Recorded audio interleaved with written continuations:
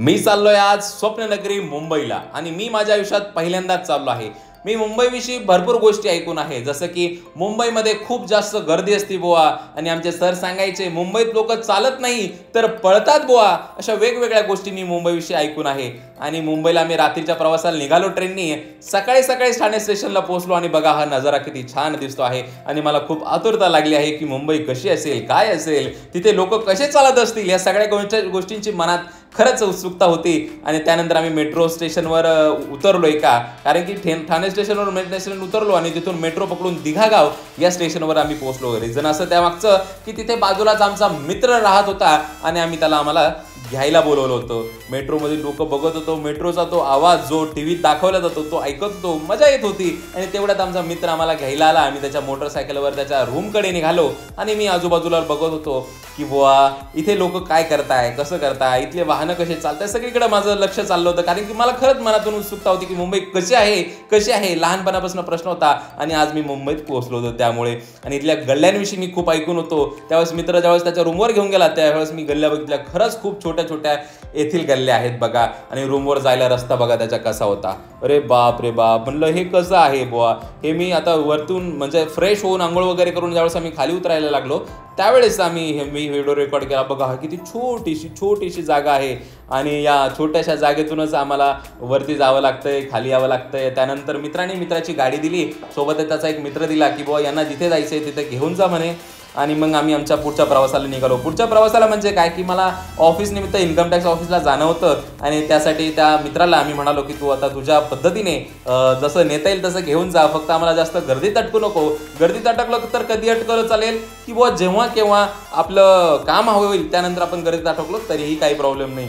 त्यामुळे त्याने त्याच्या हिशोबाने आम्हाला इन्कम टॅक्स ऑफिसकडे घेऊन गेला बघा।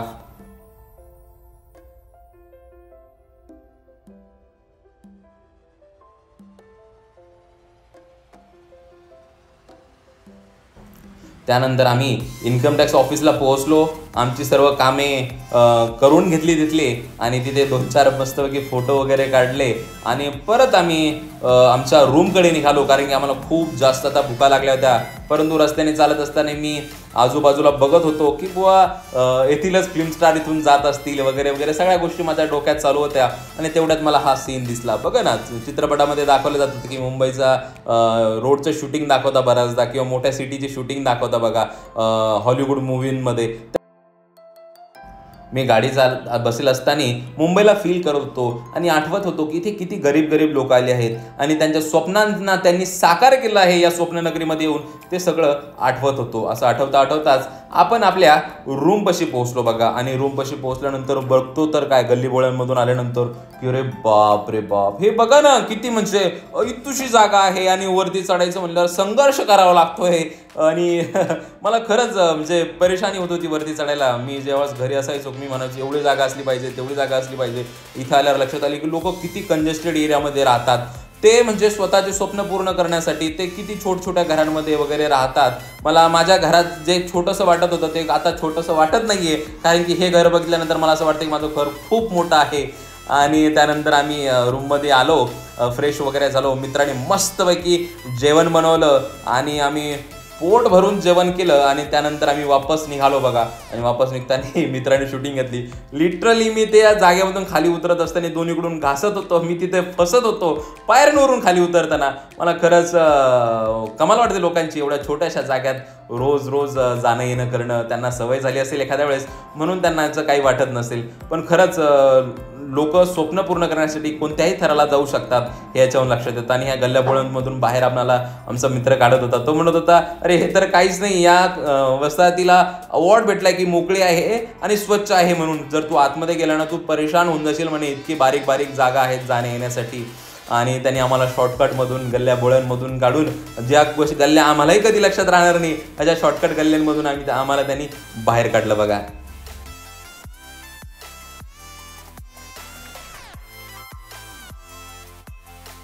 नंतर आम्ही आलो मेट्रो स्टेशनवरती बघा। आणि मेट्रो स्टेशनवर आल्यानंतर मला प्रश्न पडला की इथे तर गर्दीच नाहीये, तर त्यावर त्या मित्राने उत्तर दिलं बघा, सुट्ट्या पण आहेत ना, ऑफिसला सुट्ट्या आहेत, शुक्रवार आहे, एमआरटीसी वगैरे बंद असतात, त्याच्यामुळे गर्दी नाही का? गर्दी तुम्हाला आता येईल, तुम्हाला गर्दी बघायची ना 5 वाजता तुम्ही कल्याणची साईड म्हणून चेक करा. उतरतात एवढे गर्दी. आम्ही टाळतो जायचं तर. अच्छा. आम्ही कधी ट्रेनने जात नाही. 7च्या नंतर 5च्या अगोदर एकदम नॉर्मल. नंतर आम्ही लोकलमध्ये बसलो बघा आणि त्याच आमच्यासोबत त्या 3 मित्रांपैकी एक मित्र आला, कारण त्याचं म्हणणं होतं की तुम्हाला लक्षात येणार नाही ठाणे स्टेशनवरती कुठे तिकीट काढायचं आहे, कोणत्या प्लॅटफॉर्मवर जायचं आहे आणि कोणत्या गाडीत बसायचं, लवकर लक्षात येणार नाही, कारण की खूप मोठं स्टेशन असं आहे बघा. म्हणून तो आमच्यासोबत आला आणि आमची तिकीट वगैरे काढली आणि आमच्यासोबत गाडीची येण्याची वाट बघत होता. तो सोबतच समोरून लोकल ट्रेन्स येत होत्या आणि हे बघा किती गर्दी भरली, किती म्हणजे लोक बाहेर लोंबताय बुवा. आणि त्या मित्राचं तर म्हणणं होतं अरे हे तर काहीच नाही म्हणे, अजून याच्यापेक्षाही डबल गर्दी असते असं त्याचं म्हणणं होतं. नंतर आम्हाला जरा गाडीच्या तिकीटमध्ये जरा काढताना प्रॉब्लेम आला. तो जनरलचं निघलं, तिथे खूप गर्दी होती म्हणून जे माल डब्बा असतो जिथे माल टाकले जातो रेग्युलर गाडीमध्ये ते माल नव्हता, तर आम्ही तिथे जाऊन बसलो बघा.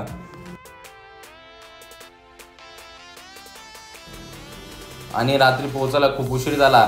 मग मी मावशीच्या इथे थांबलो आणि सकाळी सिटी बस पकडून माझ्या घरी परती निघालो बघा.